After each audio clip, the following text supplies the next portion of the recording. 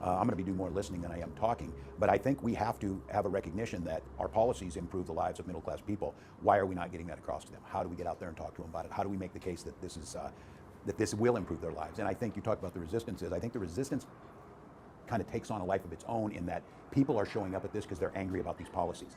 There's not a guarantee that they will gravitate to the Democrats because I think they're wondering, and so many people did this, they didn't think that there was any difference, so they stayed home. They didn't.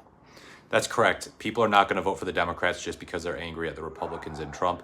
Being angry at the Republicans and Trump is actually not that uncommon of a thing, but people need to see that there's a serious difference. And it's important for the Democrats to distinguish themselves from Trump aggressively and in a way that resonates with people. It made any difference. Those people are now in teacher talk. There's a preparatory set. They're listening. They're listening and they're talking. We need to be doing the same thing. So I hope to hear today, I think there'll be Democrats, Republicans, Independents out there of saying, look, I didn't vote for you guys, but I didn't vote for this stuff. What would you do differently? And that's what I hope to hear. You know, this isn't about bashing Donald Trump. It's about clearly laying out what you just did today, did this, this, and this to Minnesotans. And when they hear that, the public says, all right, they're listening to us. Be more forceful. Don't just roll over and allow this to happen. I do think Democrats, one of the things is we play by the rules.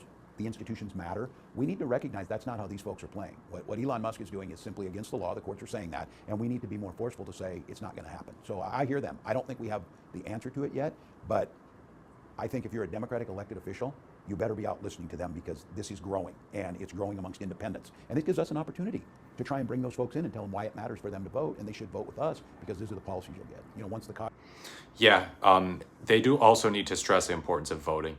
People don't understand, it's just one vote within 330 million people in the country.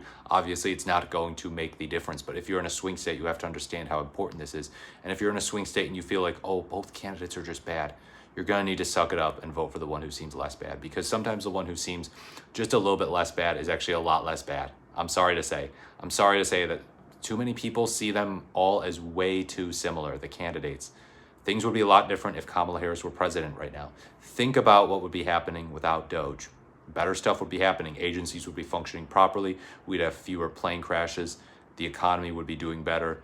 The government would actually be able to do its job. You wouldn't have these judges coming out and saying, yo, this is unconstitutional, because Kamala Harris would generally follow the Constitution a little bit better than Donald Trump. I know it's a low bar, and she would probably make constitutional violations, but we wouldn't have this type of constitutional crisis that we've got going on right now. This is just a Trumpian thing. It's a Trump-era invention. This just went away.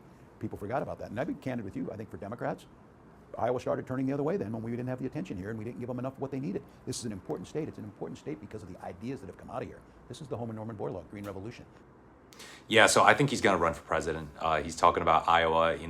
This dude is so ready. This dude is definitely planting the seeds. He realizes that he could have done better in 2024. He could have done a better job listening. He acknowledged that in this interview. I'm going to be doing a lot more listening and a lot less speaking.